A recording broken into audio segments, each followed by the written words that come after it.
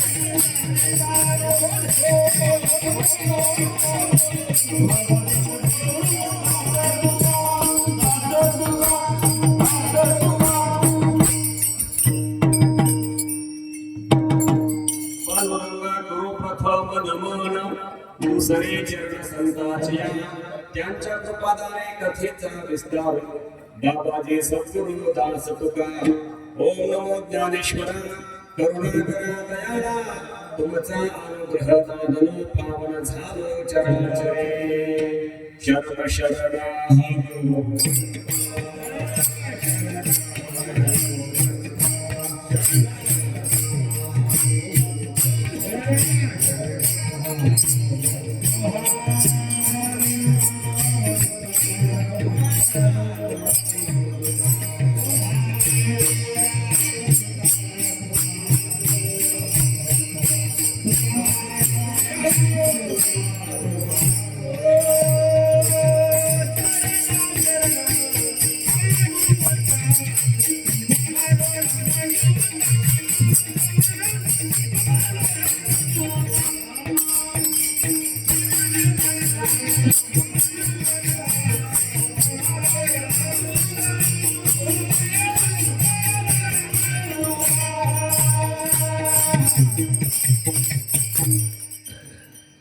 हे चिदान देगा देवा तुझा विसरण भावा गुण गायन नावडी हेचे माझी सर्व जोडे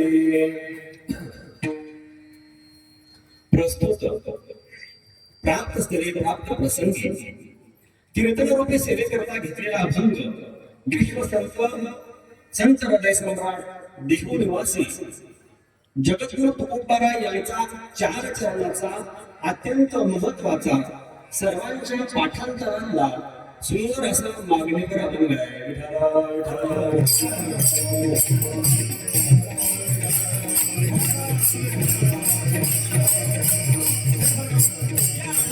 जगद्गुरु तुकोबाराय भगवान परमात्म्याच्या समोर उभे राहून मागणी मागतात. काय मागणी मागतात?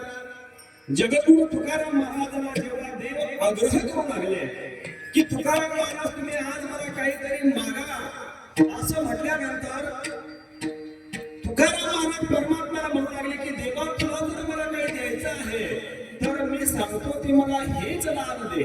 काय दान दे तर मला तुझ्या माझ्या अंतःकरणामध्ये तुझा विसर झाला नाही पाहिजे. सतत माझ्या अंतःकरणामध्ये तुझं नामचिंतन चालू असलं पाहिजे. तुझा विसरण व्हावं. कदाचित भगवान परमात्म्याने तुकाराम महाराजांना म्हटलं असावं की महाराज तुमच्या म्हणण्याप्रमाणे जर मी तुमची मागणी पूर्ण केली तर त्याच्या मोबदल्यात तुम्ही माझं काय करणार, तुम्ही मला काय देणार. असं ज्यावेळेस भगवान परमात्म्याने तुकाराम महाराजांना विचारलं त्यावेळेस तुकाराम महाराज सांगतात की देवा तू जर माझी मागणी पूर्ण केली तर त्याच्या बदल्यात मी काय करेन तर तुझं गुणगान गाईन. गुण गाईन आवडी याच्याशिवाय माझ्या जीवनात दुसरी जोडी नाही असं तुकाराम महाराजांनी देवाला सांगितल्यानंतर देव म्हणू लागले की तुकाराम महाराज अहो दुसरं काही मागा मोक्ष मागा, संपत्ती मागा, धन मागा. त्यावेळेला तुकाराम महाराज सांगतात की देवा मला मोक्षही लागत नाही आणि मला संपत्तीही लागत नाही. द्यायचंच असेल मला तर फक्त संत संग देई. मला संतांच्या संगतीशिवाय आणि तुझ्या नामा चिंतनाशिवाय मला जीवनात दुसरं काही लागत नाही. असं म्हटल्यानंतर भगवान परमात्मा तुकाराम महाराजांना म्हणू लागला की महाराज अहो हे नाम चिंतन करण्याकरता संतांची संगती करण्याकरता तुम्हाला जन्माला यावं लागलं आणि जन्माला यावं लागेल म्हणजे तुम्हाला आपला गर्भवासाचं दुःख भोगावं लागेल. त्यावेळेला तुकाराम महाराज म्हणू लागले की देवा मला जर संतांची संगती घडत असेल आणि माझ्या जीवनामध्ये जर तुझी भक्ती घडत असेल तर गर्भवासासारखं दुःख सुद्धा मी स्वीकारायला तयार आहे. का म्हणे देव गर्भवासी सुखे घालावे आम्हासी. असा अभंगाचा थोडक्यात आणि सरळ अर्थ आहे. विठ्ठला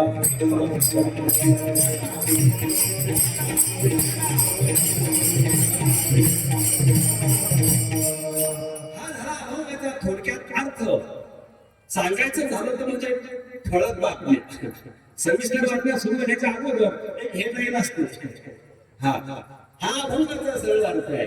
आता कीर्तन झालं म्हणून समजा पूर्ण कीर्तन नाही लक्षात राहिलं तरी एवढा अभंग लक्षात ठेवा. हो आणि हा अभंग सर्वांच्या परिचयाचा आहे, सर्वांच्या पाठातला आहे. मला असं वाटतं की इथं बसलेले असा एखादाही नसेल की त्याच्या हा अभंग पाठातला असेल, पाठातला नसेल. आणि ज्याच्या अभंग पाठ नाही कदाचित त्याला मनुष्य म्हणून घेण्याचाही अधिकार नाही. हो तो महाराष्ट्रात जन्माला येऊन काही उपयोगाचा नाही. विठाला विठाला म्हणून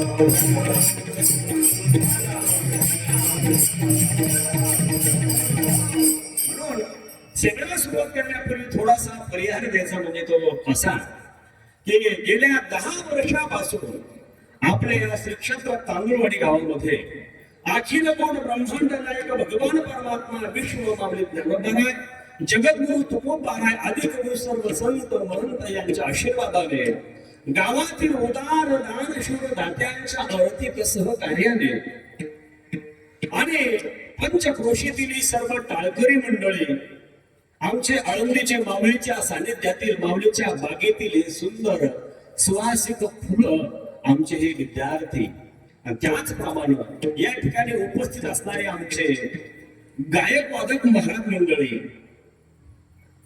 आमचे हरिभक्ती परायण दिलीप महाराज कावळे, नाव तसं कावळे त्यांचं पण आवाज मात्र कोकिळे सारखा आहे.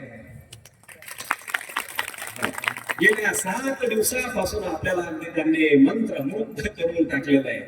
आवाज गोड आहे यात म्हणत नाही, आवाजापेक्षाही त्यांचा स्वभाव गोड आहे. सर्वांना समावेशक सर्वांना सामावून घेणारा असा आमच्या कावळे महाराजांचा स्वभाव आहे. त्याचप्रमाणे आमचे प्रताप महाराज रहाटे हे या ठिकाणी उपस्थित आहेत.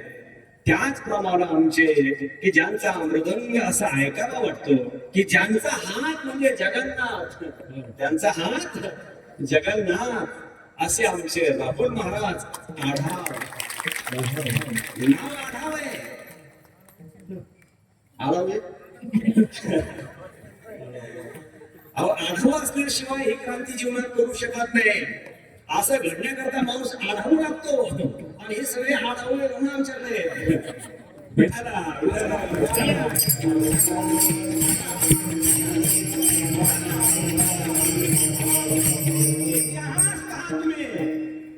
वेड्याच माणसाने इतिहास घडवला.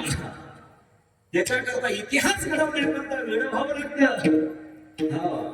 आणि हे साधं सामान्य गोष्ट नाही. महाराज कधी आळंदीला येऊन पहा, इंद्रायणीच्या घाटावर रात्र 6 तास हातातून रक्त गळेपर्यंत हिवाळ्याच्या दिवसामध्ये अगदी आंघोळ घामाची आंघोळ करावी लागते. तेव्हा कुठंतरी हातात उतरत. सोपं नाही ते. मोठ्या कष्टाने ते जतन करावं लागतं, मोठ्या कष्टाने ते मिळवावं लागतं. विठाला विठाला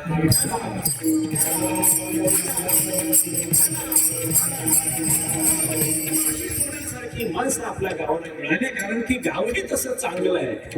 हा गावातील सर्व कार्यकर्ते मंडळी, आता कोणाचा नावोल्लेख करत नाही, पण तुम्हाला माहिती सर्व गावातील सगळे तरुण तडफदार कार्यकर्ते या सर्वांनी रात्रंदिवस अशा प्रकारचे या ठिकाणी मेहनत करून हे एवढं रोप या ठिकाणी सजवलेलं आहे.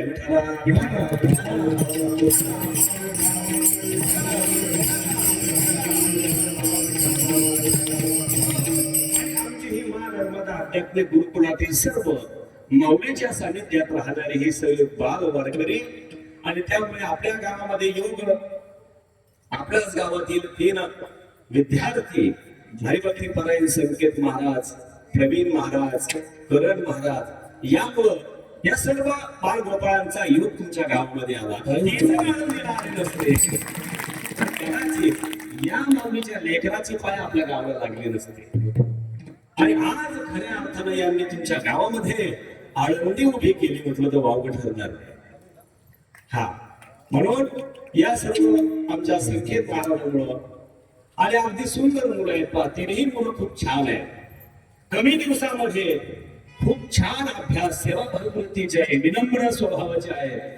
हा जाता जाता मी तुम्हाला असं सांगेन की एक दिवस अशी क्रांती करतील ते जीवनात, कारण की दोन्ही मुलं ही अलौकिक आहेत. हो गावळेला माझ्याकडे 50 मुलं आहेत. किती मुलं आहेत? 50 मुलं आहेत. आणि या 50 मुलांमध्ये सुद्धा एकदम पाठांतराच्या बाबतीत म्हणा, आमचा हा संकेत असेल, प्रवीण असेल, एकदा सांगितलं म्हणजे ते पाठ झालं. तुम्हाला त्याच्याकडे दिवसाला झांबा डोळं सोडून त्याच्याकडे राहण्याकडे जाऊ नका. आजही त्याच्या ज्ञानेश्वरीचा 12वा अध्याय, 15वा अध्याय, गीतेचे 5 अध्याय हे त्याचे कंठस्थ आहेत.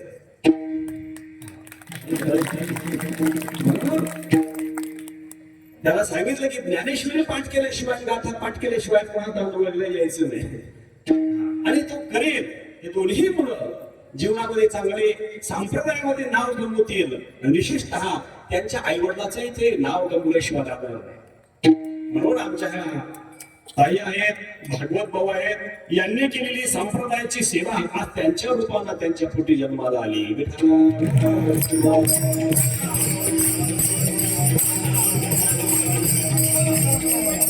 संस्थेची अख त्याला म्हणतात, येतो आम्ही झाके पिक्चर आम्ही. हा कारण आमच्या तोटे महाराजांचं कीर्तन ऐकलं म्हणजे तोटे महाराजच कीर्तन करतात असं समजू नका. आमच्या संस्थेमध्ये सगळे मुलं, कोणाचा जरी हात धरला, कोणाला म्हणायला लावलं तर ते म्हणतील, वाजवायला लावलं तर वाजवतील, कीर्तन करायला लावलं तर कीर्तन करतील. आणि अगदी 2 वर्षाची प्रगती ही ज्ञानोबाने त्यांच्याकडून करून घेतली. विठाला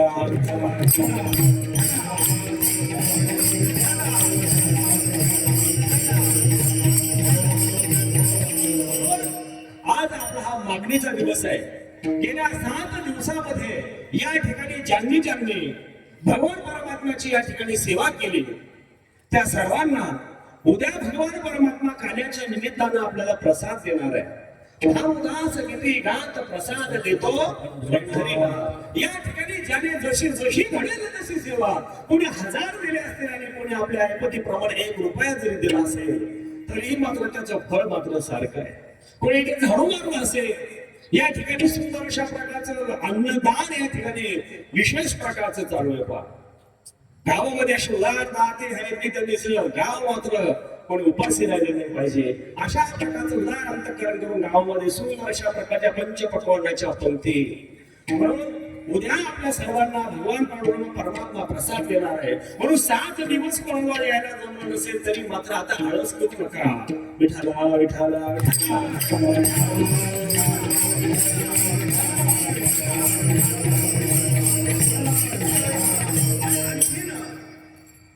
2 वर्षाने आपल्या सत्याला एक तपमृत्यू होणार आहे. हे 10वं वर्ष आहे. आणखी 2 वर्षाला या सत्याला किती वर्ष होणार आहे? 12 वर्ष होणार आहे. म्हणून या वर्षी कोणाला सेवा घडली नसेल, म्हणून मी जाता जाता सांगेल की आपल्याकडे राजकारण असेल, गावातील मतभेद असेल, आपापले वाद असतील, हे सगळे मंडपाच्या बाहेर सोडून द्या आणि ह्या कार्याला सर्वांनी झटून अशा प्रकारचं सहकार्य करा. जाता जाता सांगेल की क्या भरोसा इस जिंदगी का, साथ देती नहीं वो किसी का.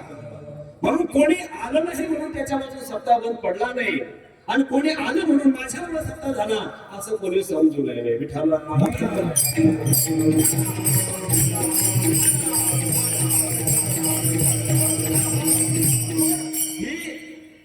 आळंदी पंढरपूर पैठणची गंगा आपल्या गावामध्ये वाहत आली. कीर्तनकाराच्या, गायकांच्या, वादकांच्या रूपानं आपण त्या वाहत्या गंगेमध्ये हात धरून घेतला पाहिजे. संधीचा जो सोनं करतो त्याला शहाणं म्हणतात, आणि संधी जो गमावतो त्याला काय म्हणतात हे काही सांगायला नको. विठाला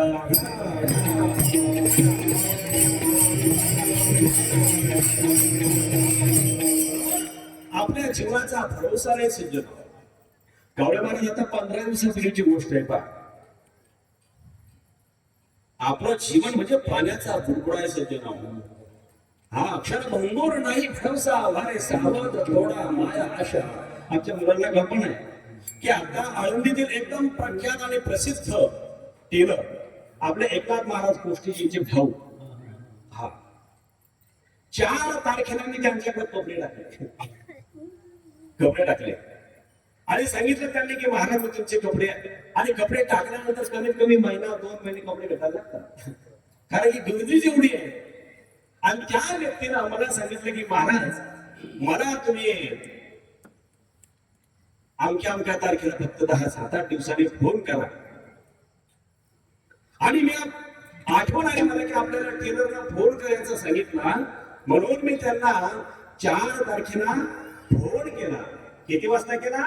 10 वाजता फोन केला, आणि जेवण करून थोडासा आराम 2 घंट्यांनी आराम केला. 2 घंट्यापूर्वी मला 5 मिनिटं बोललेला माणूस 2 तासानंतर जेव्हा मी उठतो, मोबाईल हातात घेतो, तर एक भावपूर्ण श्रद्धांजलीचा मेसेज देतो. विचार करा, मला असा धक्का बसला की अगदी 2 तासापूर्वी मला भरभरून बोललेला हा व्यक्ती. म्हणून सांगेन मी आपल्याला की उद्याचे स्वप्न पाहू नका. आजचा दिवस आपल्या हातात आहे, आजचं कीर्तन आपल्या हातात आहे, या वर्षीचा सप्ताह आपल्या हातात आहे. याच्यामध्ये आपल्याला काय सेवा करता येईल, काय चिंतन करता येईल, काय दान धर्म करता येईल. आपला सगळा घमंडी मना बाजूला ठेवा आणि भगवंताच्या चरणी लीन होऊन आपण सत्कार्याला सहकार्य करा. विठ्ठला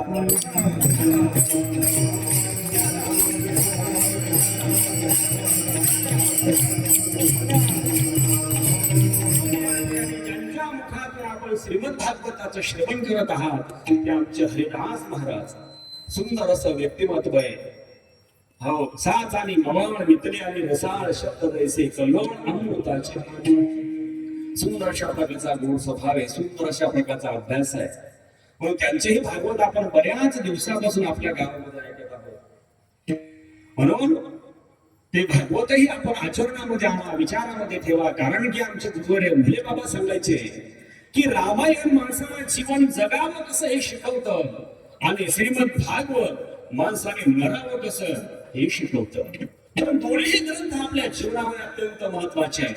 कारण मरावं कसं हे माणसाला कळलं पाहिजे, नाहीतर जन्माला आला हे ना पाणी वाहून वाहून मिळणार, काही अर्थ नाही.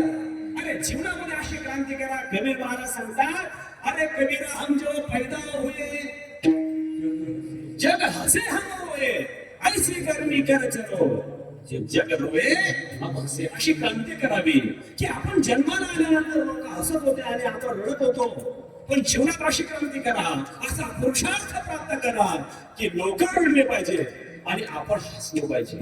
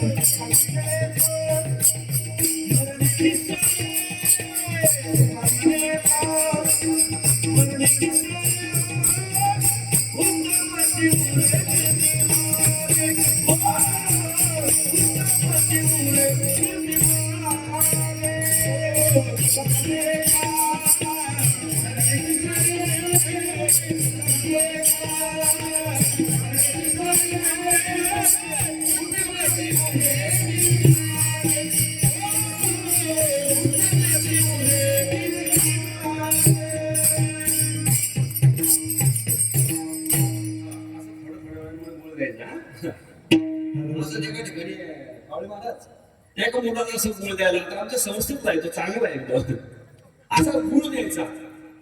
आठवून सांगतो तुम्हाला एका ठिकाणचा प्रसंग आहे. हा जो गुळ द्यायचा पहिल्यांदा मला एकदम गुळ जरा गोड लागला. गुळ गोडच असतो. नंतर मला तो गुळ खारट लागला आणि पोराकडे पाहिलं तर त्याचा कार्यक्रम होता नाकात गोड घालायचा मग गुळ द्यायचा. तसा आमचा पैसा चांगला आहे पिठाला.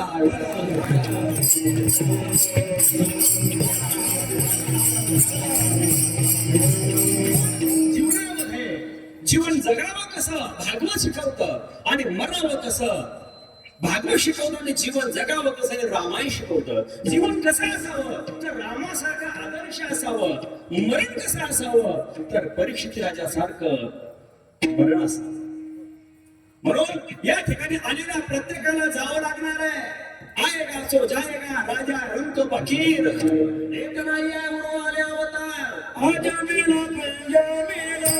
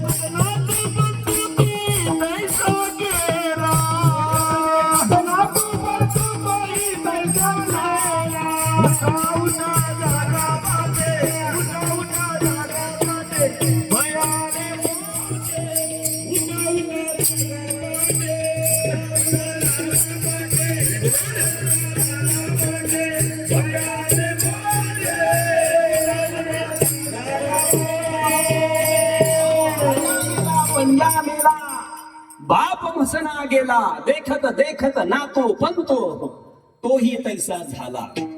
हो या ठिकाणी प्रत्येकाला जावं लागणार. किती तुम्ही कमवून ठेवा हे आपल्या बरोबर येणार नाही. खाली हात आहे का खाली हात जाएगा.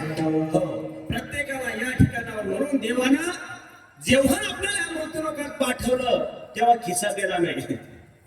काय दिला नाही खिसा दिला नाही. आणि जातानाही काही भरून घेता येत नाही. बघ जाताना भरून घेता येत नाही म्हणून आपण लक्ष ठेवायचं की येताना जर काही आणलं नाही तर नेतानाही आपल्याला काही नेता येत नाही. म्हणून हा सगळा मायेचा बाजार आहे. ज्या जो आला त्याला प्रत्येकाला जावं लागणार आहे. असं कावळे महाराज एका कीर्तनात सांगितलं की बाबा या प्रत्येकाला या ठिकाणच्या प्रत्येकाला मरावं लागणार आहे. प्रत्येकाला जावं लागणार आहे. असं सांगितल्यानंतर अशी एक आमची म्हातारी होती आई ती समोर बसली आणि हसू लागली. बाकीचे लोक रडू लागले की माय माय माय माय एवढा मोठा बंगला बांधला. हा बाबा सांगतो की हा इथं सोडून जावं लागतो. माया लेकानं आता 2-4 एकर घेतलं शेजारचं हे सोडून जावं लागतं. एवढे चांगले गोंडसबाई नातू पंतू हे सोडून जावं लागतं. बाकीचे लोक रडायला लागले. ती म्हातारी बिचारी एकटीच हसायला लागले. आणि कीर्तन झाल्यावर त्या म्हातारीलीच्या माझे सगळे लोक रडत होते आणि तू एकटीच हसत होती. याचं कारण असं आहे म्हणे बाबा तू सांगत होता ना इथं आलेले प्रत्येक जण मरणार आहे. मी तांदूळची नाही मी देवघाटची. विठाला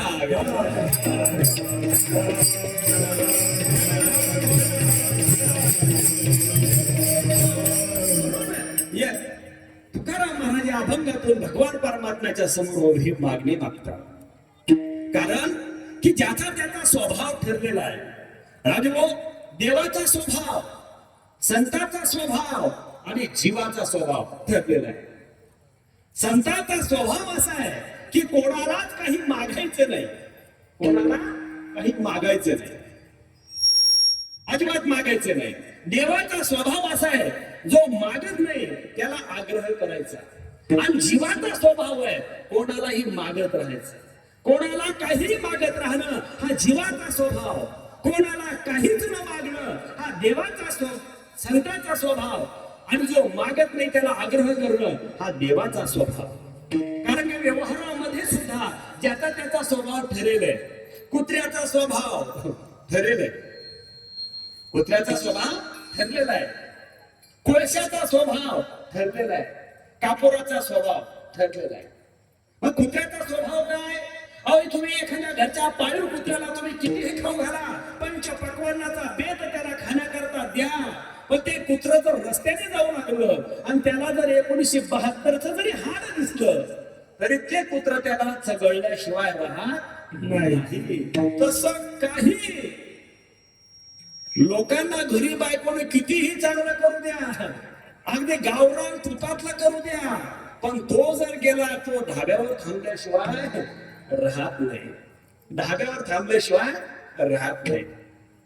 मग कुत्र्याचा स्वभाव आहे की कितीही त्याला चांगलं खाऊ घालू द्या, पण त्याला काही जर दिसलं तर तो चघळल्याशिवाय राहत नाही. तसा कोळशाचा स्वभाव आहे. एखाद्याने कोळशाला कितीही जरी साबणाने पांढर शुभ्र करण्याचा प्रयत्न केला तर कोळसा कधी पांढर शुभ्र होत नाही. उलट ज्याने आपल्याला साबणानं स्वच्छ करणं लावलं त्याला तो काळ केल्याशिवाय राहत नाही. तसं काही व्यक्तींना कितीही सांगण्याचा प्रयत्न केला तरी ते सुधरत नाही. त्याला सांगा माळ झाला ना तर सांगता सांगता तो सांगणाऱ्याला सांगतो की तुझी काढून ठेव, तुझी काढून ठेव. एखाद्याला सांगितलं की बाबा अरे ते दारू पिऊ नको, दारूचं व्यसन वाईट आहे, दारू पिऊ नको, त्याच्यामुळे परिवाराची हानी होते, लेकरं बाळ रस्त्यावर येतात, घराची इज्जत चव्हाट्यावर येते, संपत्तीची वाताहत होते, दारू पिऊ नये. तो म्हणतो महाराज त्याचा काय म्हणायचंय तुम्हाला काय माहित आहे, मग तो त्याची मजा आपल्याला दाखवल्याशिवाय राहत नाही. काही दारुडे खूप गिलिंतर असतात. एका हॉटेलमध्ये दोघ जणी गेले, हॉटेलमध्ये बर का हॉटेलमध्ये गेले आणि हॉटेलमध्ये गेल्यानंतर ते हॉटेलवाल्याला म्हणू लागले का रे तुझ्या हॉटेलमध्ये काय गरम? तो म्हणला अरे आता नेमकंच भजी काढले, त्याच्यापेक्षा गरम काय? तो म्हटलं वडापाव आहे. आणि त्याच्यापेक्षा गरम काय? तो म्हटलं समोसा आहे. नाही नाही नाही त्याच्यापेक्षा गरम काय? तो हॉटेलवाला मला घेत काहीच नाही आणि चौकशा चालू आहे अशी नुसते, घेत काहीच नाही. एक हे आहे का ते आहे का आणि मग सांग काय गरम समोस्यापेक्षा? तो म्हणला आहे ना. म्हणजे काय आहे? म्हणे विस्तारित भट्टीतला आणू का? हे दारू त्याच्या पुढचे होते म्हणे. मग तो हॉटेलवाला गेला आणि त्या 2 प्लेट विस्त वाजला ठेवला त्याच्या समोर. हे त्याच्या पुढचे होते, याने खिशात हात घातला, बिड्या काढल्या, पेटवल्या, फुकले, निघून गेले. असे नमुने वाद असतात. म्हणून तसा कोळशाचा स्वभाव ठरलेला आहे की तो कधी पांढरा शुभ्र होत नाही. तसा कापोराचा स्वभाव आहे. कापूर उखरट्यामध्ये टाका तुम्ही पण तो त्याचा सुगंध कधी सोडत नाही. तसा काही माणसाचं जीवन असं आहे, कुठेही जाऊ द्या ते आपल्या भक्तीचा, आपल्या आचरणाचा, आपल्या विचाराचा ठसा उमटवल्याशिवाय राहत नाही.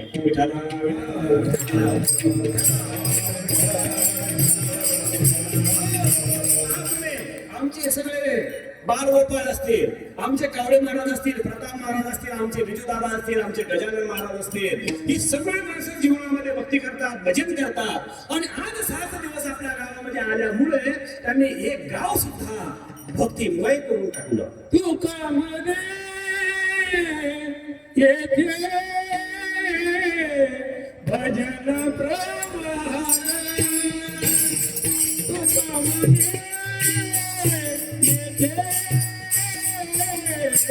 भजन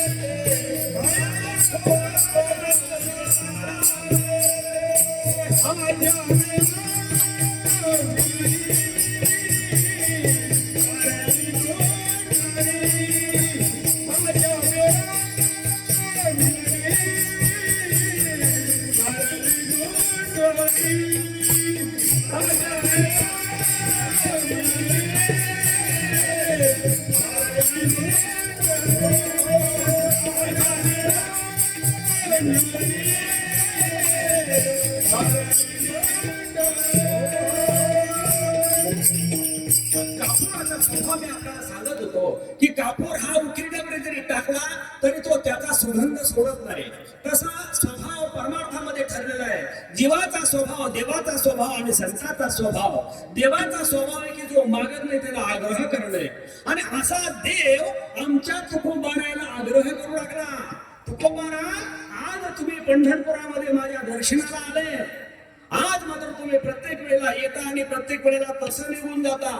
तुकोबारा, आज तुम्हाला मी तसं जाऊ देणार नाही. पहा, ते चित्र आपल्या डोळ्यासमोर उभं करा. जगद्गुरु तुकाराम महाराज भगवान परमात्म्याच्या समोर उभे आहेत. भगवान परमात्मा म्हणून लागला, तुकोबारा, आज तुम्हाला काहीतरी मला मागावं लागेल. तुकोबारा म्हणून लागले की देवा, काही मागणं हे आमच्या परंपरेला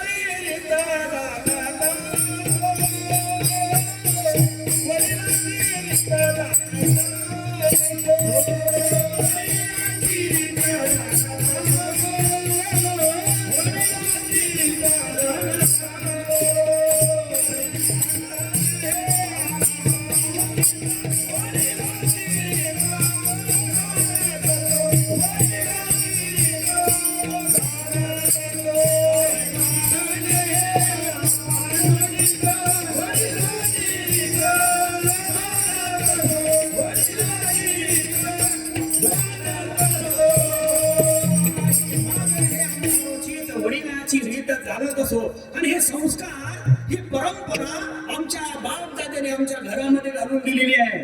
बरोबर, जसे परंपरेने संस्कार असतात तेच आपल्या पुढच्या पिढीमध्ये येत राहतात. आणि तुम्ही जर इथं बसून कीर्तन प्रवचन जर नाही ऐकले तर मला नाही वाटत की आपल्या घरामध्ये कोणी पुढे परमार्थ चालू ठेवेल. कारण तुकाराम महाराज म्हणतात की वडिलांची रीत जाणत नसो. म्हणून यज्ञ आचरती श्रेष्ठ हा तत्तदैवे तरोजन हा. वडील वडील जे जे करते तया नाम धर्म ठेवती, हे सामान्य अनुष्ठती सकळ. कारण की मोठे माणसं जसे करतात तसंच अनुकरण लहान करत असतात. तुम्ही जर तुमच्या घरामध्ये जर व्यसन करत असेल तर तुमचं अनुकरण पूर्ण केल्याशिवाय राहणार नाही. आपल्या मुलाने जर दारू पिऊ नये, आपल्या मुलांना जर काही व्यसन करू नये हे जर वाटत असेल तर मला सांगा, बाप किती निर्मळ असला पाहिजे. आणि जो बाप अखंड दारूमध्ये बुडलेला आहे तो आपल्या मुलाला सांगू शकत नाही की बाळा तू दारू पिऊ नको म्हणून. आणि त्याचा तसा नैतिक अधिकार सुद्धा नाहीये. आपल्या मुलाला दारू पिऊ नये, आपल्या मुलाला व्यसनाला हात लावू नये असं ज्या बापाला वाटत असेल त्या बापाला त्या व्यसनाचा वास सुद्धा सहन झाला नाही पाहिजे. इतकं निष्कलंक जीवन ज्या बापाचं असेल त्याचाच परिणाम त्या मुलावर होतो. नंतर कधी कधी बापही तसे आणि मुलंही तसे. मला सांगा, जन्माला येताना माणूस व्यसन घेऊन येतो का? नाही. आज आपण खेड्यापाड्याने पहा, तुम्हाला खोटं वाटेल की माझ्यातलं याही वयात काही मुलं दारू पिणारे होते म्हणून आळंदीला आणून घातले. खोटं वाटेल तुम्हाला? मला सांगा, ते मुलं कुठं पाय शिकले दारू प्यायचं? काही मुलं बापाच्या बाटल्या इसरून पेत होते घरी, बापाच्या चोरून. आणि इतका मूर्खपणा आहे की आपण काही केलं तरी चालतं गावाकडं, पण आपला मुलगा वारकरी झाला पाहिजे, आपला मुलगा आळंदीला गेला पाहिजे. आणि तो उद्या कीर्तन प्रवचन करेल तर लोक त्याच्या तोंडात शिवी घालतील की तुझा मुलगा काय करतो. त्या मुलाला लोक बोलतील की का रे तू कीर्तन करतो, तो बाप्पा तिकडे गटारात पडेल. म्हणून त्याच्याकरता आपण तसं वागलं पाहिजे. विठाला विठाला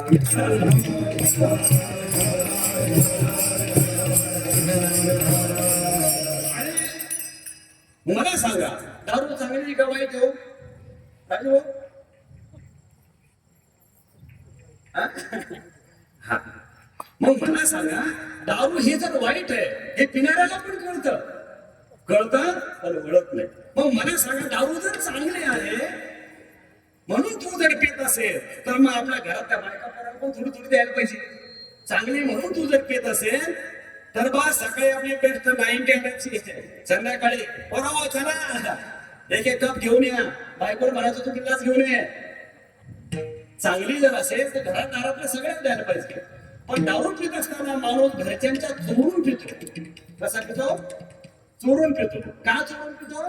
ते पाप आहे आणि ते वाईट आहे म्हणून पितो. विठाला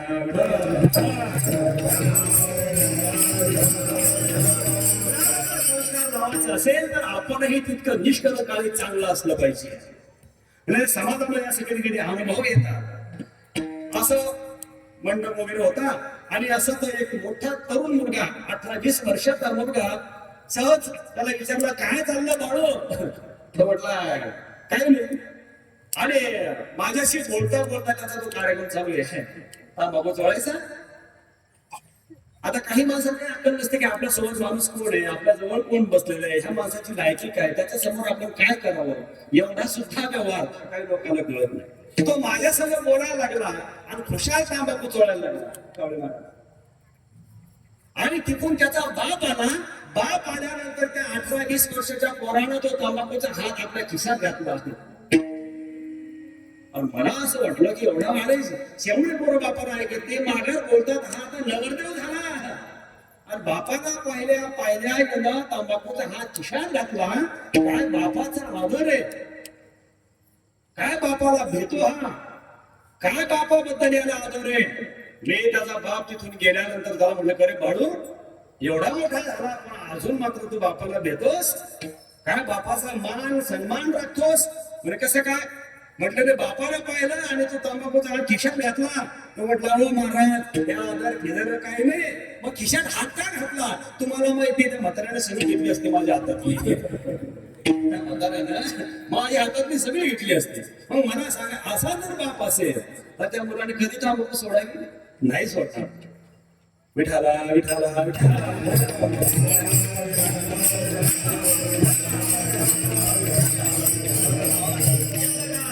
श्रेष्ठ तत्तद्देवे परोजन. असंच एका गावामध्ये, तांबरवाडी सारख्या गावामध्ये कीर्तन करता गेलो आणि दुपारचे उन्हाळ्याचे दिवस आले. असं मंडपामध्ये थांबलो. मला घरी काही कोणी परिचयाचं नव्हतं. ज्या कार्यकर्त्यानं तारीख घेतली तो कार्यकर्ता बेपत्ता होता. आणि मग एक पोरगा असं आमच्या महेश सारखं आलं आणि ते म्हणलं, बाबा आमच्या घरी चालता का? म्हटलं काय हरकत नाही, चाल घरी.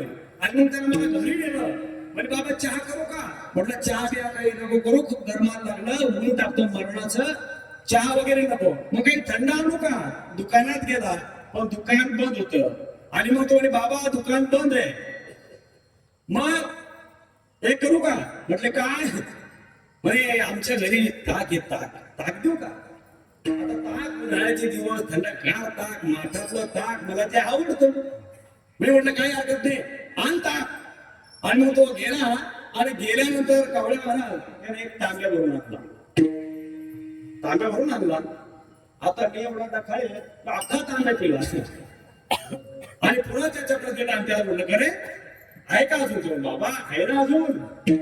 आणि मग त्याने पुन्हा तो डबा भरून आणला आणि एका डब्यात आणलं त्याने.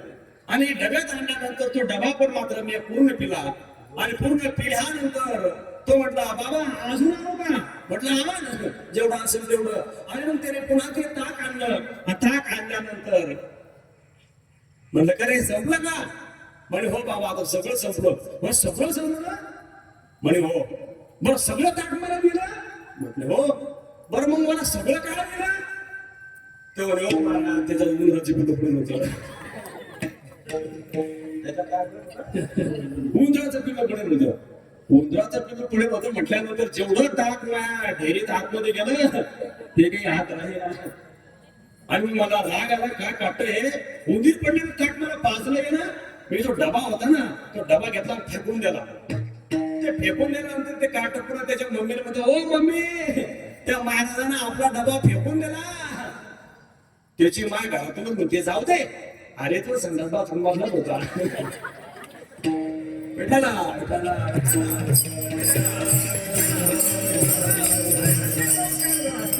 तर त्या घरामध्ये सुसंतती जन्माला येणार नाही.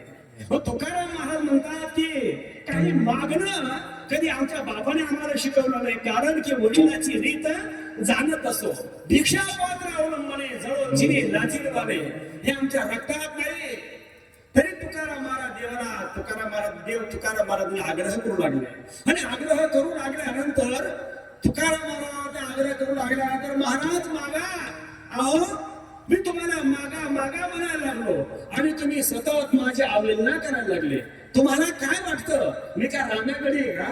हा अहो ज्या परमात्म्याच्या भेटी करता योगी जपे तपे हिमालयाच्या गुहेमध्ये स्वतःला उलटे टांगून घेतात आणि त्या परमात्म्याला प्रत्येक प्रार्थना करतात। सबकन खाइयो चुन खाइयो मांस, दो नयन मत खाइयो, जब तक प्रभू मिलन की आस।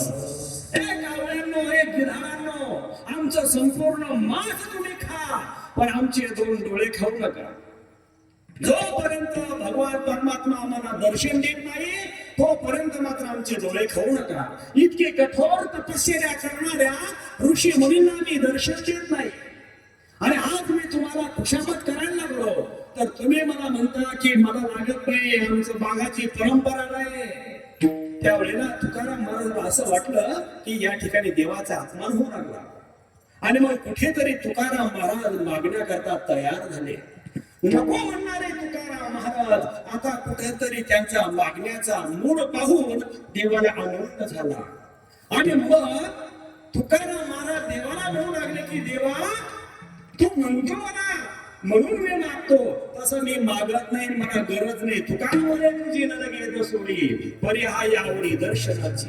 तुकाराम महाराज देवाला म्हणू लागले की देवा मला काही गरज नाही, तू म्हणतो म्हणून मनसी काही मागा आणि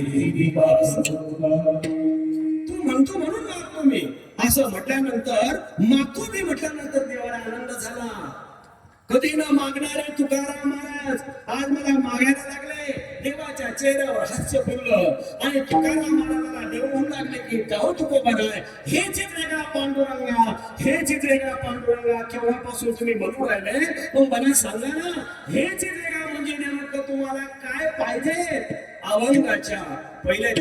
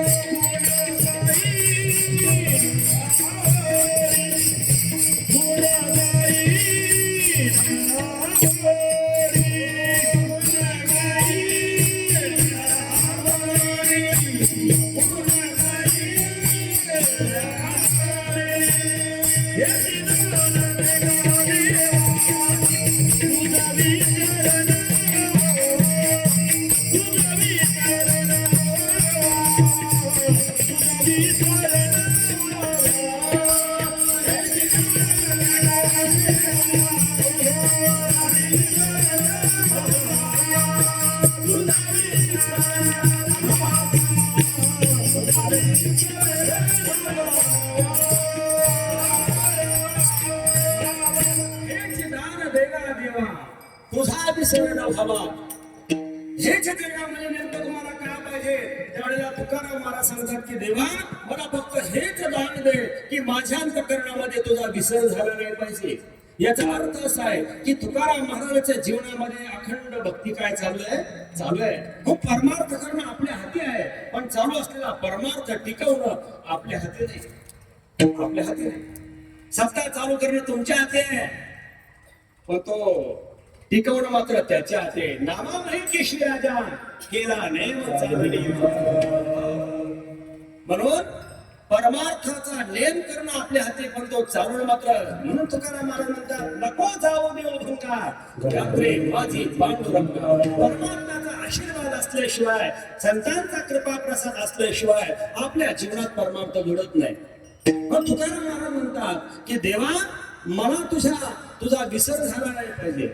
याचा अर्थ असा आहे की तुकाराम महाराजांच्या जीवनामध्ये अभ्यासप्रमाणे भक्ती चालू होती, पण ती भक्ती, त्या भक्तीमध्ये, त्या नामचिंतनामध्ये खंड पडला नाही पाहिजे ही तुकाराम महाराजांना भीती होती. म्हणून तुकाराम महाराज देवाला म्हणतात की देवा, आतापर्यंत माझ्या जीवनाची भक्ती करत नाही आलो, जे नामचिंतन माझ्या जीवनामध्ये चालू आहे ना, ते नामचिंतन मात्र असंच चालू राहिलं पाहिजे, याच्याशिवाय मला दुसरं काही लागत नाही. म्हणून हे दान मला पाहिजे. आता तुकाराम महाराज परमात्म्याकडे दान लागतात. आता दान कोण देऊ शकतो? दान देण्याकरता माणसाकडे 3 गोष्टी असाव्या लागतात. एक तर तो उदार असला पाहिजे, ते त्याच्याकडे ऐश्वर्य असलं पाहिजे, आणि ते देण्याकरता तो स्वतंत्र असला पाहिजे. काही माणसाकडे ऐश्वर्य आहे, उदारता आहे, पण स्वातंत्र्य नाही. काहीकडे स्वातंत्र्य आहे, उदारता आहे, पण ऐश्वर्य नाही. कुठे काय एक आहे, एक आहे. काही माणसाकडे ऐश्वर्य आहे पण उदारता नाही. काही माणसाकडे ऐश्वर्य भरपूर आहे, काही माणसाकडे ऐश्वर्य आहे, उदारता आहे, पण देण्याकरता त्यांच्याकडे स्वातंत्र्य नाही. ही सप्ताह कमिटीचे आमचे आरोग्य भागवत महाराज असले, हे जसं प्रत्येक गावामध्ये सप्ताह कमिटी राहते. सप्ताह बसला की ते पावती बुक घेऊन गावात फिरतात, आणि ती मंडळी खूप हुशार असते.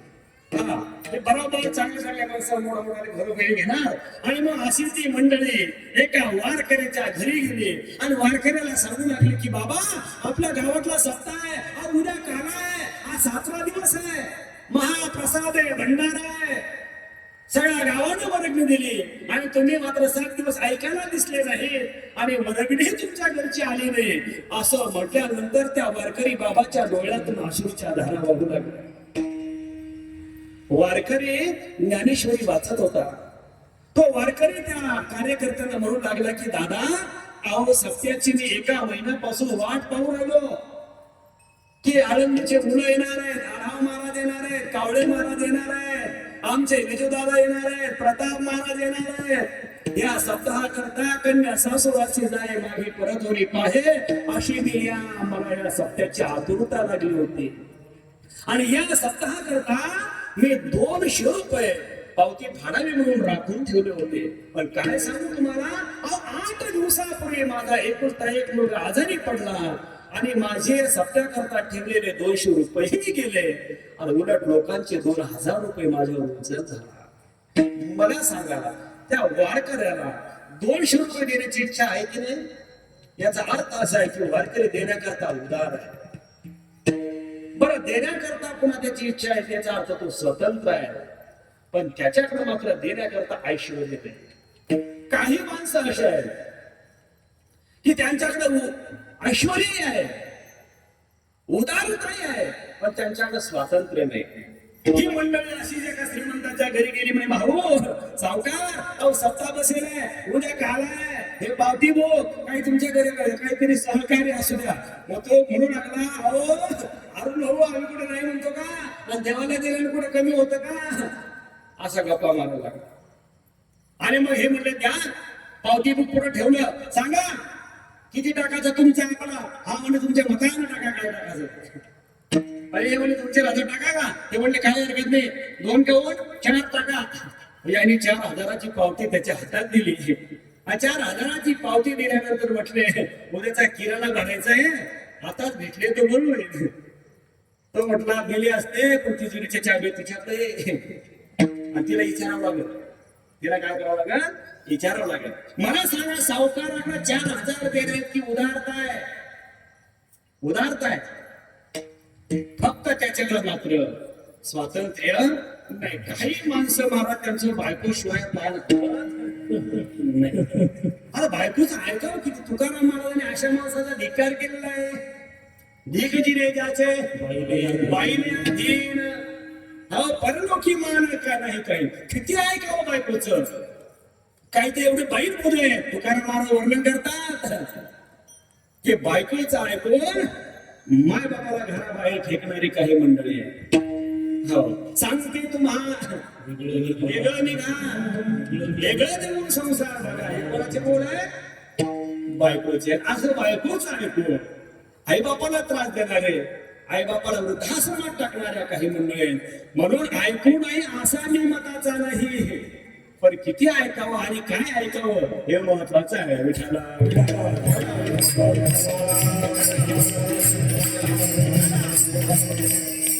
एक बाई एवढं तिला नवरा आपल्या ताब्यात ठेवला होता राजभाऊ, एवढा ताब्यात ठेवला होता. तो पण असा बाईमध्ये होता की असा घाबरायचा नाही. बोला असा घाबरायचा, सकाळी उठायचा.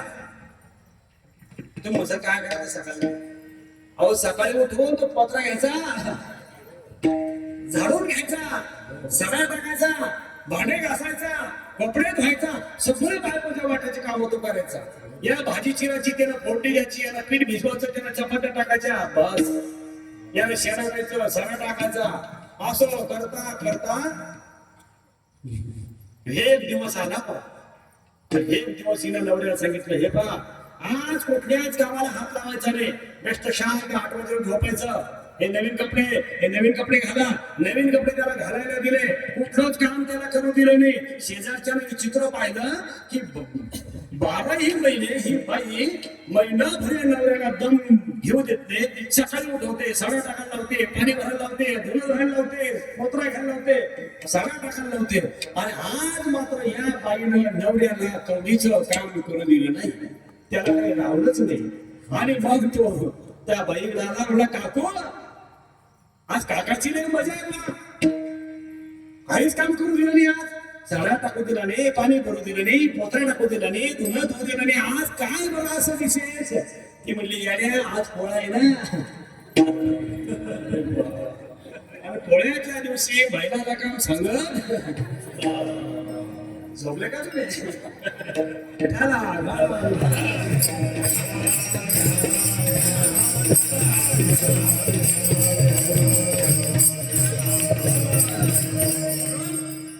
आमचे मोठे पुराणे कीर्तन काय सांगत असतात. त्याची बायको म्हणले, हो ते भांडे घासून घ्या. म्हटलं भांडे घासून घ्या, अजिबात घासणार नाही. तू काय कावळे मला समज काय? मला त्यांच्याकडे बोलून गेला, भांडे घासणार नाही, अजिबात घासणार नाही, अजिबात भांडे घासणार नाही. म्हणजे कौन? मी पहिलं धुणार म्हणून भांडे घासणार.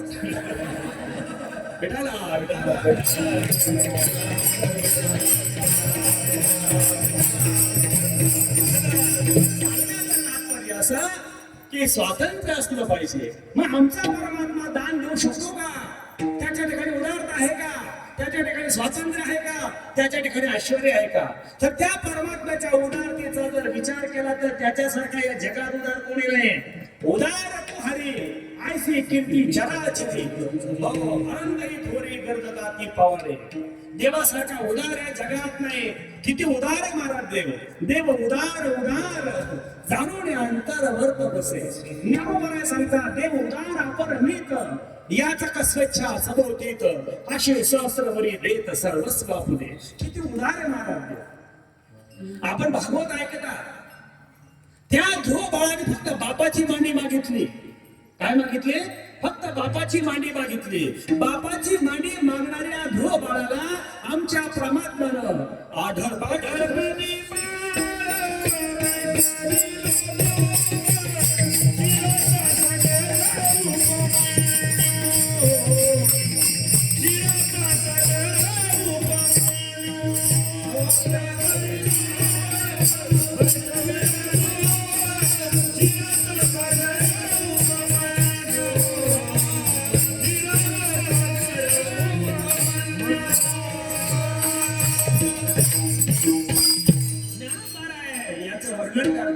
की तो वना आला याची लागी.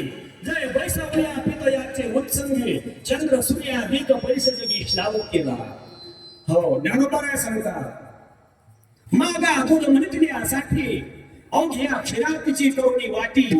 उपमन्न पुढे दुर्जिटी ठेवली वैसे. ऐसा अपकारी तुझा उपकारो अपत्री ही परी उदारो. दान मागोडे दारवंटेश्वरो झालासी बळीचा. या सगळ्या ओव्यामध्ये परमात्मा किती उदार आहे हे ज्ञानोबराय मात्र व्यक्त केलेलं आहे. म्हणून मला सांगण्याचा मुद्दा असा आहे की सुदामानं फक्त देवाला मुठभर पोहे दिले. त्या पोह्याच्या मोबदल्या परमात्म्यानं मात्र सुदामा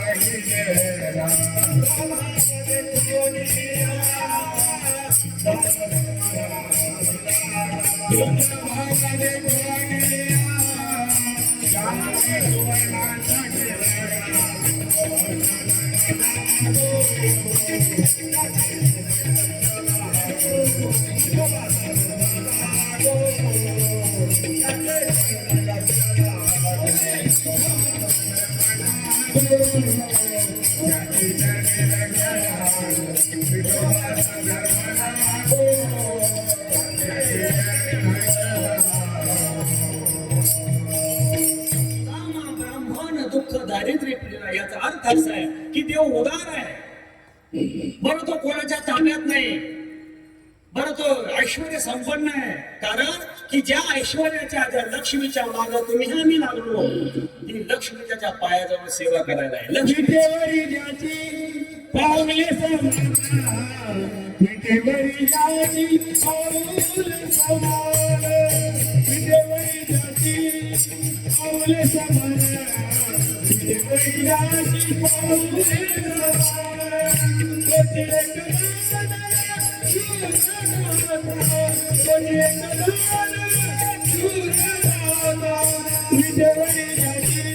पाऊले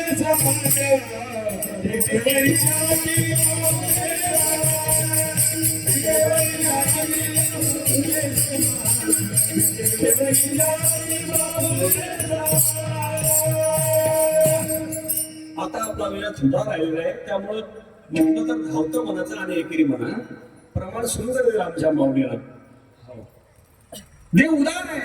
देव ऐश्वर्य संपन्न आहे आणि देण्याकरता त्याच्याकडे उदारता आहे. तुम्ही आम्ही ज्या लक्ष्मीच्या मागे लागलो की लक्ष्मी ऐसी जयाची दासी तो हा तेज पुण्य राशी सर्व भावे त्याशी तुका शरण. सांगण्याचा मुद्दा असा आहे की तुकारामाला त्या देवाला मागणी लागू लागले. तो देव म्हणू लागला काही हरकत नाही महाराज पण त्याच्यानंतर तुम्ही त्या अमोबद्यात मला काय देणार हे अवरोधाच्या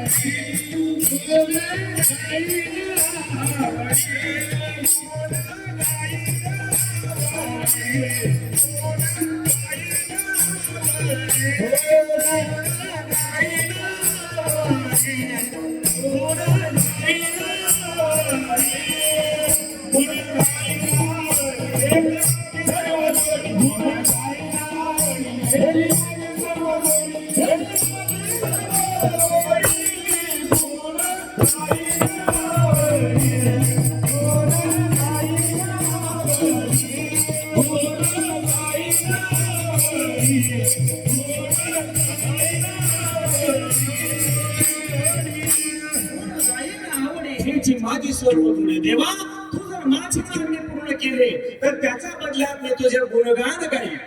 गुण गाईन. आता परमात्म्याचे गुण किती आहे हा एक वेगळा विषय आहे का. ऐश श्री औदार्य ज्ञान वैराग्य ऐश्वर्य हे काही गुणवर्य वस्तीच येतं. आता या एका एका गुणाचं जर वर्णन करायला लागलो तर त्याच्याकरता एक एक कीर्तन करावं लागलं. असे परमात्म्याचे 6 गुण आहेत.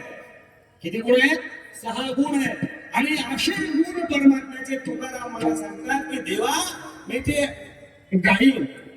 आणि पुन्हा शब्द तुकाराम मला वापरतात की नुसतं गाणार नाही तर ते कसे गाईन आवडीने गाईन. कारण की या ठिकाणचं आवडी हे विशेष अत्यंत महत्वाचं आहे. तुम्ही आम्ही पण गातो तुमच्या आमच्या गाण्याचा हेतू वेगळा राहतो. तुकाराम मला म्हणतात की मी ते गाईन तर फक्त तुझ्याकरचाच गाईन. बस माझे मनीची आवडी पंढरपुरा नेन पुढे. परमार्थ करत असताना तो आवडीने केला पाहिजे. तो सवडीने करून काही उपयोग नाही. तुम्ही आणि आपलं असं आहे आलं मनाला तर गेलं शेणाला नाही तर बसलो असा कार्यक्रम. म्हणून आपण किती वाऱ्या केल्या हे महत्वाचं नाही तर किती आवडीने केल्या हे महत्वाचं आहे. तुम्ही किती माळा जपल्या हे महत्वाचं नाही ते किती आवडीने जपल्या हे महत्वाचं आहे. तुम्ही किती कीर्तन केले हे महत्वाचं नाही, ते किती भावनेनं केले हे महत्वाचं आहे. तुम्ही किती गोड गाता हे महत्वाचं नाही, ते किती अंतःकरणापासून देवासाठी गाता हे महत्वाचं आहे. आणि ज्या दिवशी आपण देवासाठी गाऊ त्या दिवशी आपल्या कंठामध्ये सरस्वती अवतरल्याशिवाय राहत नाही. विठाला विठाला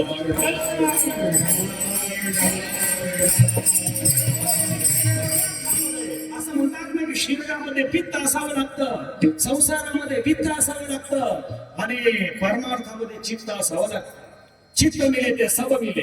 हो परमार्थ करत असताना देव जर काय पाहत असेल तर फक्त तुमची आवड पाहतो, देव फक्त तुमचा भाव पाहतो, बाकी दुसरं त्याला काही लागत नाही. कारण की जे तुम्ही त्याला देणार आहे हे त्यातलं त्याच्याकडे काही कमीच नाहीये. देऊन देऊन आपण काय देणार त्याला? पैसा.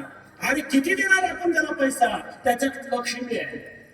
म्हणून त्या परमात्म्याला आपण फक्त त्याला भाव पाहिजे. परमार्थ करत असताना आवड महत्वाची आहे आणि आपल्या ठिकाणचा भाव महत्वाचा आहे. कारण की त्याला फक्त त्याच गोष्टीचा दुष्काळ आहे.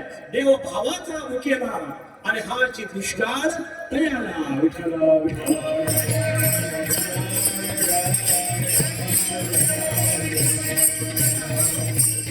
एक असा वारकरी होता आणि रोज तो वारकरी राजभाऊ पूजा करायचा, असा आमच्या राजभाऊ सारखा.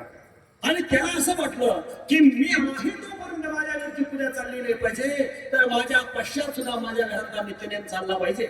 म्हणून तो रोज आपल्या मुलाला घेऊन त्या पूजेला बसायचा.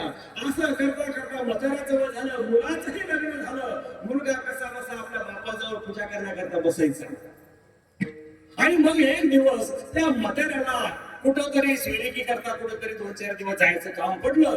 आणि जायचं काम पडल्यानंतर त्या म्हाताऱ्याने सांगितलं की बाळा मी गावाला जाणार आहे, त्याच्याकरता तुला आता 2 दिवस आपल्या घराची पूजा करावी लागणार आहे. म्हातारं भावनेनं श्रद्धेनं अंतःकरणापासून करत होतं, पण हे बाळ्या हे करणं जे होतं ते काही मनापासून करत नव्हतं. ते बापाच्या भीती धाका करत होतं. मग असं करता करता सकाळी 4 वाजले आणि म्हातारीने आवाज दिला की बाळा उठ, आपल्या घरातली देवपूजा करून घे. तो मनात विचार करून लागला की काय करावं, म्हाताराही झोपू देत नव्हतं आणि म्हातारी आता मला काय करू देत नाही, झोपू देत नाही. पुन्हा 2 मिनिटांना म्हातारी आणि त्याच्या अंगावर पाणी टाकलं, घोगडी ओढून बाजूला केली आणि उठ पूजा कर, पूजा केल्याशिवाय तुला खायला देणार नाही. मग तो म्हटलं जाऊ द्या आता एकदाची आपण पूजा करून टाकू म्हणजे मग डोक्यात ताण नाही. मग तो मात्र त्याला आंघोळ पांघोळ केली आणि देवघराजवळ गेला.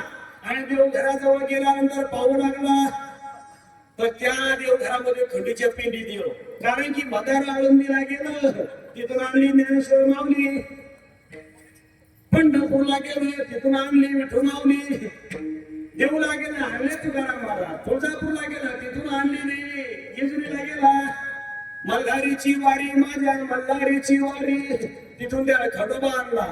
असे त्याने जिथं जाईल तीर्थक्षेत्री तिथून त्या म्हाताऱ्यानं मोठे देव जमा करून ठेवले होते. आजी जागेत ना, त्या म्हाताऱ्यानं देव खूप मोठे जमा करून ठेवले. आणि ह्या बायाने असा विचार केला की ह्या एका देवाला जर मी आंघोळ घालायला लागलो तर अख्खा दिवस माझा याच्यातच जायचा. मग त्याने मनात विचार केला की या देवाला आता एकाला आंघोळ घालायचे. आणि मग तो देवाला म्हणू लागला, देवा माझा बाप असा चिकट आहे ना, असा पुचक बसता पाणी तुमच्या अंगावर शिपडत होता आणि आपल्यासारखा उदाहरण गावात नाही. आणि मग त्याने बकेट घेतली म्हणजे मी आज तुम्हाला विहिरीत पवायला नेतो, उन्हाळ्याचे दिवस येते गरमाला लागलं.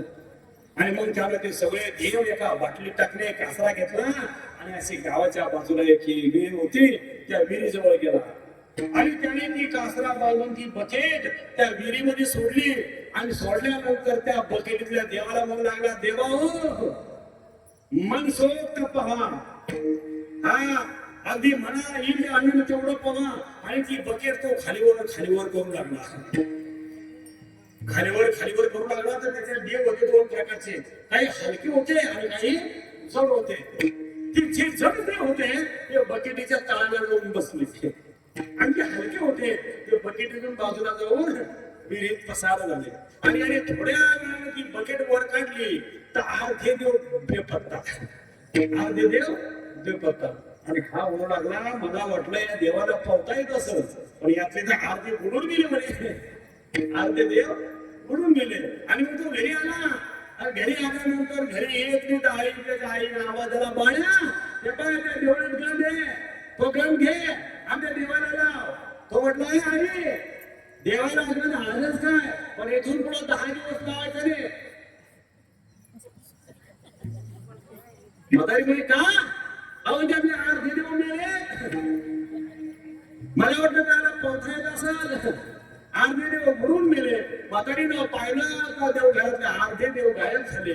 मेल्या मोठ्या आपलं अक्कल का, म्हातारा कुठं कुठं गेला कुठून कुठून देव आणले. आता एका देवपूजे अर्धे देव गायब केले. त्या म्हातारीची त्याची जरा झंझट झाली. आता म्हणलं जाऊ दे तिकडे, आता इथं राहायचंच नाही, घरची देवपूजा. अरे म्हातारी वस्तू कोण देवपूजा करत बसल. मग त्याला राग आला आणि रागा तो सासूरवाडीला गेला. सासूरवाडीला गेल्यानंतर सासूला असा आनंद झाला, या जावई बापू, या जावई बापू, या जावई बापू. आणि ते म्हणू लागला, मी प्रत्येक वेळेला येतो असं, पण कधी सासूचं इतकं प्रेम उचू गेलेलं दिसलं नाही. पण आज माझ्या सासूला खूप आनंद झालेला दिसतो. या जावई बापू, बरं झालं तुम्ही आले, बरं झालं तुम्ही आले. ते म्हटलं का बरं सासूबाई. ते म्हणे काय करा, आमचं म्हातारा 2 दिवस झाले, म्हणजे तुमचे मामा 2 दिवस झाले, त्याच्यामुळे घरी देवपूजा करायला कोणीच नाही. देवपूजा करणार कोणीच नाही, त्याच्यामुळे देवपूजा करून घ्या. तो म्हटला घरच्या देवपूजेच्या वैतागाने मी इथं आलो तर इथं हेच, पण आता पाहुण्या ठिकाणी नाही म्हणता येत नाही. आणि मग त्याने तो देवपूजा करायला बसला. तो म्हटला सासूबाई देवपूजा करतो, पण आपली देवपूजा रे भारी आहे. आपल्याला असे नागरबत्ती धुवू हे सगळं हत्तर फित्तर सगळं लागतं. सासूबाई काय लागतं ते सगळं घ्या, पण देवपूजा करा. आणि मग ती लिस्ट करून दिली आणि ते सगळं आणल्यानंतर तो देवपूजेला बसला. आणि बसल्यानंतर त्याने ते सुवास एक पदार्थ सगळे पेटवले.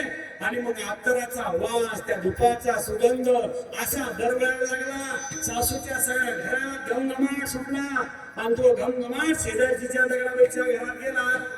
गरजा त्या दगडाबाईने तो सुवास घेतला आणि त्या वासाला ती दगडाबाई त्या घराकडे आली. म्हणजे कागद सांग जाबाई, आज तुझ्या घरातून चांगला वास यायला लागला. ती म्हणजे बडबड करू नको. माझ्या घरात आमचे जावई बाबा पूजा करतात, इतकी बारीक पूजा.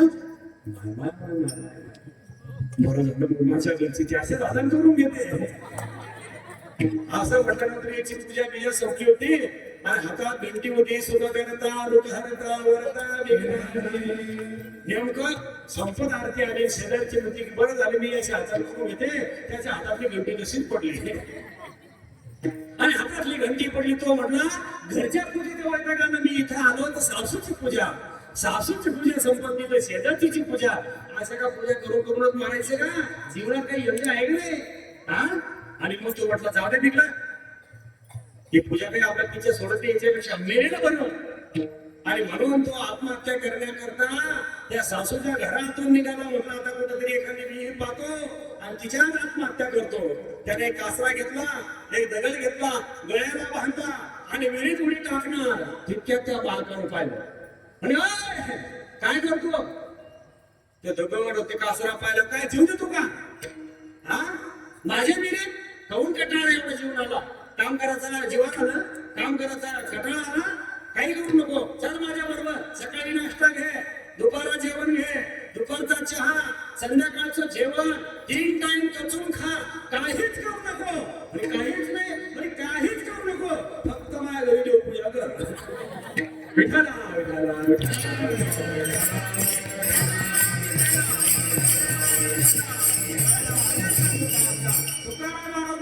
तसं करणार नाही. तर देवा तुझे गुणगान मी आवडीने गाईन, गुण गाईन आवडी हेची माझी सर्व जोडी. म्हणून तुकाराम महाराज सांगतात की देवा तुझे गुणगान मी आवडीने गाईन. मग तुकाराम महाराजाला देव म्हणू लागले की गाव तुकोबा आहे. तुम्ही म्हणता की तुझा विसर न व्हावा, हे पारमार्थिक मागणं आहे. गुण गाईन आवडी हे पारमार्थिक मागणी आहे. पण माझं असं म्हणणं आहे, तुम्ही संसारिक आहात, तुम्हाला 2 लेकरं आहे, पत्नी आहे तुम्हाला, त्याच्याकरता काही संसाराच्या वस्तू मागा. तुकाराम महाराज म्हणतात की देवा न लगे मुक्ती आणि संपदा, संत संग देई सदा, बस मला दुसरं काही लागत नाही. असा या अभंगाचा धावता थोडक्यात 3 चरणाचा अर्थ मी आपल्याला धावत्या वेगामध्ये सांगण्याचा प्रयत्न केला. एकदा सर्वांनी मोठ्या आनंदाने, मोठ्या भक्तिभावाने, मोठ्या प्रेमाने एकदा मुखाने नामचिंतन आणि हाताने टाळी वाजवा. विठो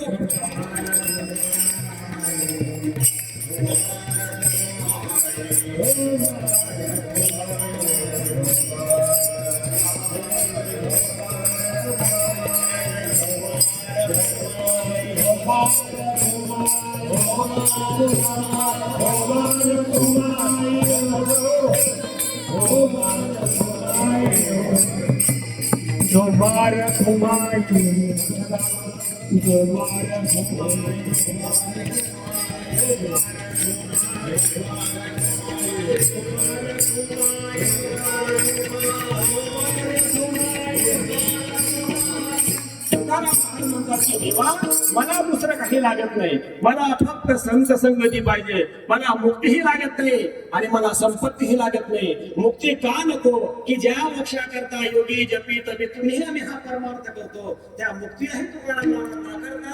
बरं धन का नको तर धनाच्या मागे 14 अनर्थ आहे.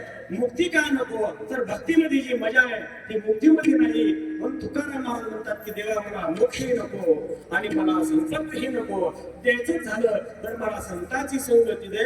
संतांची संगती तुकाराम महाराजांनी का मागितली? बरं संपत्ती का मागितली नाही आणि मोक्ष का मागितला नाही हाही एक मोठा चिंतनाचा विषय आहे.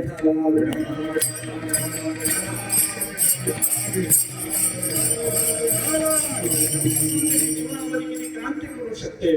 संतांची संगती अत्यंत महत्वाची आहे. का बरं तुकाराम महाराजांनी संतांची संगती मागितली असेल तर त्या दिवशी आपण ऐकलं असेल की बैसता संतांची संगती कळो येईल कमलापती आपुले कोणीच नव्हती निश्चय चित्ती दृढ झाला. संतांच्या संगतीमध्ये माणसाचे जीवन किती बदलू शकतं. संतांची संगती क्षणभर करता. संतांची संगती तेने होय शांती महत पापा. संतांची संगती आपल्या जीवनामध्ये अलौकिक क्रांती करू शकते.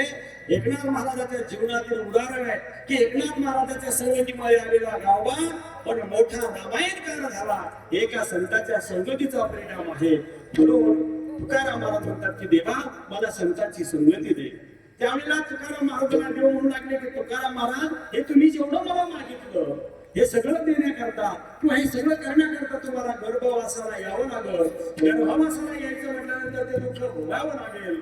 तुकाराम महाराज म्हणतात की देवा हे सगळं जर घडत असेल ना तर हे सगळं मी गर्भवासासारखं दुःख सुद्धा आनंदानं स्वीकारायला तयार आहे. शेवटचं चरण